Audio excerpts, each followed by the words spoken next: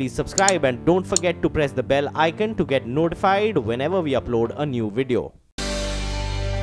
Hello and welcome to Nava Karnataka, a state of continuous progress, where today we focus on the Nava Karnataka Vision 2025 and catch up with key stakeholders from government, public and private sector enterprises on what role such a document plays in the development of the state.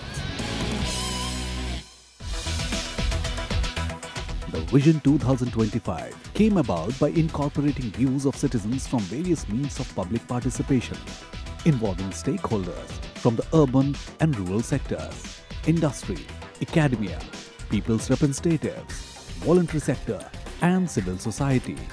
The Vision 2025 covers 13 sectors, which include information technology, biotechnology, agriculture, infrastructure, industrial development, services, education, employment and skill development, health and nutrition, rural development, social justice and empowerment, urban development, among others, apart from the areas such as governance and law and order. See, our government has a vision, but we have to build vibrant Karnataka, and all our programs, particularly Annabhagya, Kshirabhagya, Krushi Bhagya, Vidyasiri, all these programs to poorer sections of all communities, all classes. So that is why in the next coming years we could able to already we have published the vision document 2025. So in that direction we are moving.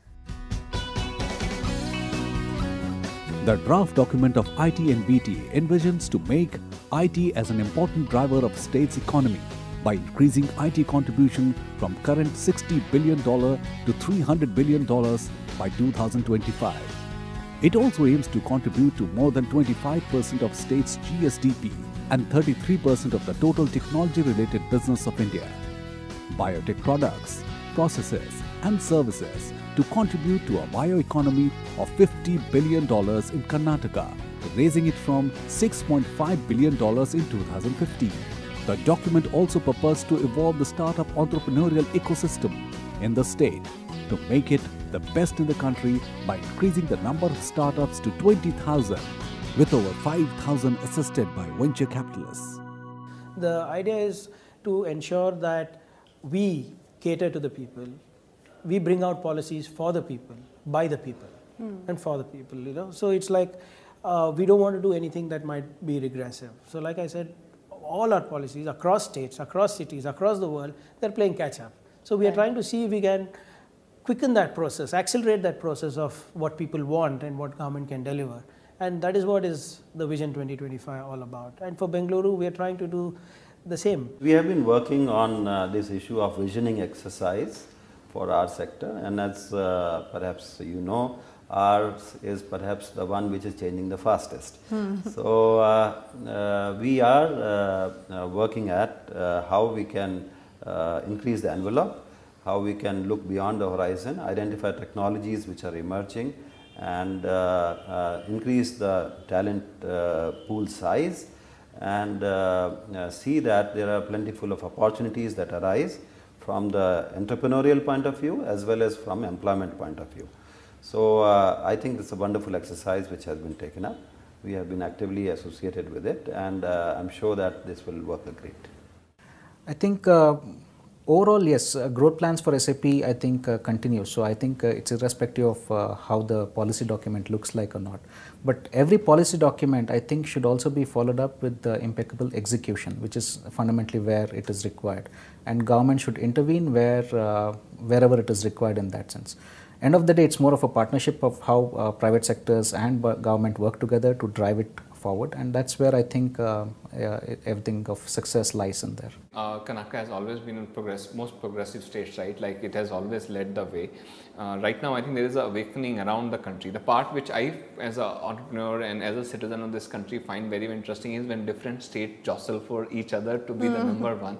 And I think it's important for Karnataka to lay down this vision and follow it up and execute it very well, because if Karnataka has to retain its supremacy, its the best place, the capital of entrepreneurship in India, then it has to stay those steps ahead. And I think this vision definitely does that. It kind of, if it is implemented well in next few years, I think it'll definitely keep Karnataka at the top edge of all the other states in the country. The agriculture and allied sectors envision to empower farmers in Karnataka by ensuring improved productivity and income security through climate-resilient technologies, value addition, and reformed market network in order to achieve sustainable livelihood by 2025. The draft document also states to enhance horticulture production, post-harvest management, and promote animal husbandry and sericulture. Going forward for the next 5 to 7 years, our priority will be to utilize our water resources more effectively. There are allocated portions to Karnataka which we need to exploit those resources. But when we talk about water, we need to be equally conscious that efficiency in use of water is what is actually going to save us in future.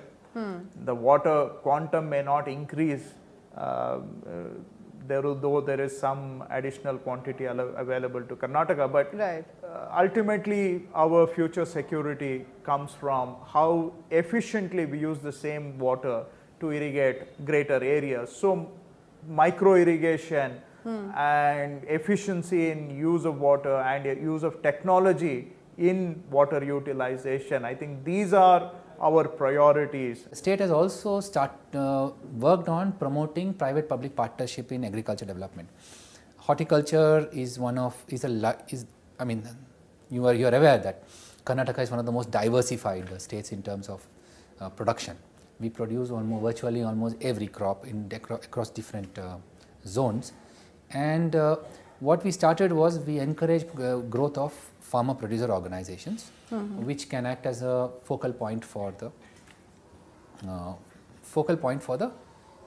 group of farmers. Around 200 to 1,000 farmers can be aggregated. Right. Then we talked to some of the companies. We invited them to link up with them, and then the company decides that okay, this is what we are going to purchase from you at a pre-agreed price. The farmers will go ahead and do the production. At the end of the day, whatever depending on what has been agreed, there are some contracts between them that they will purchase 50% of the produce or all their produce at the pre-agreed price, or they will produce 50% will be decided by the market also. So the farmer gets a benefit. The upside is for the companies, he gets a regular supply chain. If you see the slogan of the government of Karnataka, it is my produce, my price. So unfortunately, the farmer is the price taker. But here we want to enable him to say what price he needs to sell his commodity. So this is the vision which the government of Karnataka is having. So in this direction, one is we have seen that increased competition is one part of it out over here. Now if you look at the data analysis which we have done for the last 4 years, more than 20 major commodities, there is a rise of 15 to 25% in the modal price. There are some commodities where it has gone up to 48%. In fact, the Niti Aayog itself has examined and said the returns to the farmers, the modal prices have increased by 13 to 38% in Karnataka. So one is the price going higher. But the second thing is very important. Farmer is a producer of one commodity, but a consumer in rest of the commodities. Right? So consumers also are of great importance in this scenario. So here is where, because of the efficiency we have brought in the markets, shortened the marketing chains out over here, you have seen that the farmer share in the consumer's rupee has gone up. In a major move, the state government aims to achieve universal health care through an equitable, accessible, affordable, quality and well-governed health system for the people of Karnataka. To mitigate the problem of malnutrition, the state plans to implement a robust state-specific nutrition program through sustainable intersectoral and intergenerational approaches. Special thrust is being given on the utilization of health technology towards better service delivery, such as telemedicine, EMR, and HMR. This document is definitely give a direction to all sectors. It's not only investors. it is education, it is healthcare, it is industry, to all sectors as to how Karnataka is moving. And they can also take that decision depending upon the strategies we have for making Karnataka by 2025 not the best state in the country. We are the best state. We'd like to make it the best state in the entire world. I think it focuses on the prosperity as such, and when there are measures which are taken to enhance the prosperity, that will definitely provide opportunities for us to work with many other players in the market. And I'm sure that will also help us to look at newer avenues if there is any way where we can make use of the opportunities that are coming up or the prosperity measures in some way. I'm sure we will also be able to contribute, and we will also be able to leverage that and then see how we can take it to the next level. And that's the synergy I probably look forward to in that scheme. While it's very important how the government plans the roadmap for the state 5 years, 10 years down the line, corporates will have their own independent plans. It will not be very dependent on what the government does. Mm-hmm. The government definitely supports, but I think we will have our plans, which will be perhaps more commercial and more short-term, long-term than what the government has.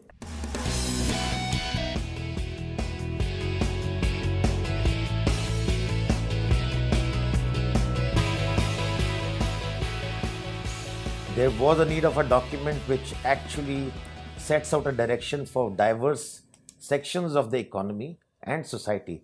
So we have been involved in supporting the government in building that document. Right. So to my mind, I think it's a very good document. Strategic actions coming out of that document need to be deployed down the line and integrated with various ministries and functional areas. I think that is something very important, and therefore the initiative lies not only with government, also with civil society, with academia, with industry.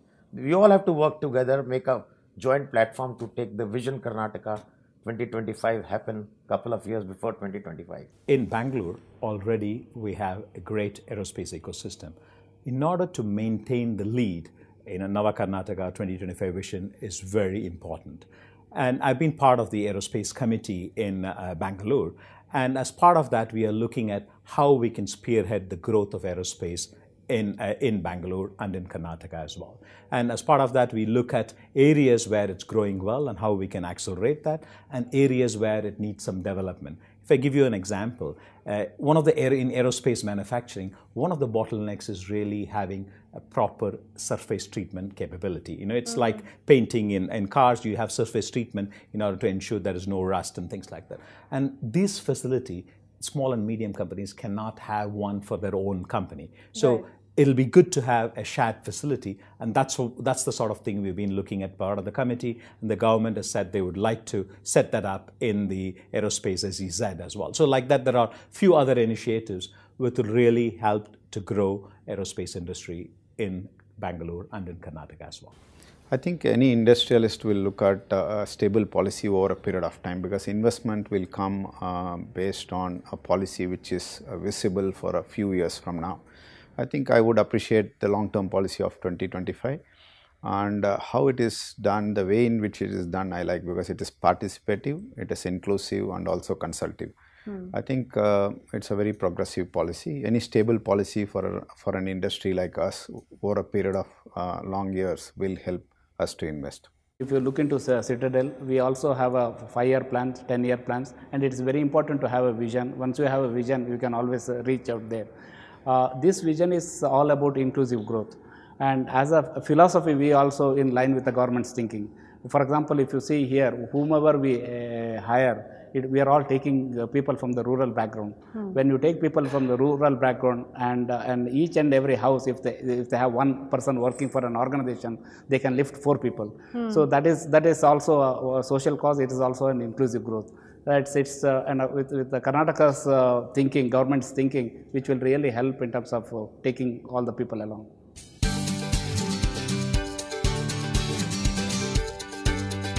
When it comes to urban development and transportation, the government of Karnataka aims that by 2025, Karnataka becomes a more livable and safe state for its citizens.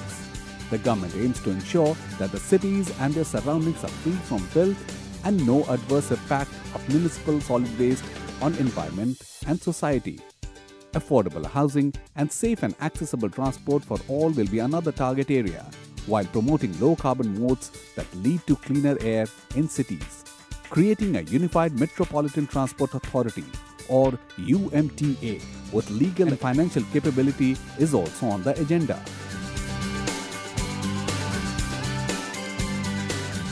The Bangalore Development Authority, which is the planning authority for Bangalore, has prepared the revised master plan where we have identified which will be the special development zone where we improve the mobility and the transit-oriented development so that the development happens where our transport corridors are.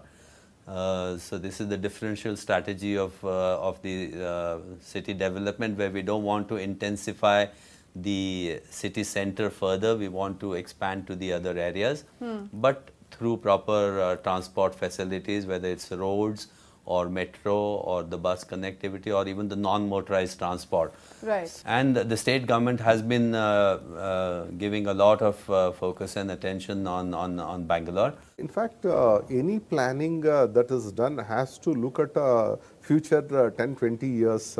The BDA always comes up with a master plan for next 10 years.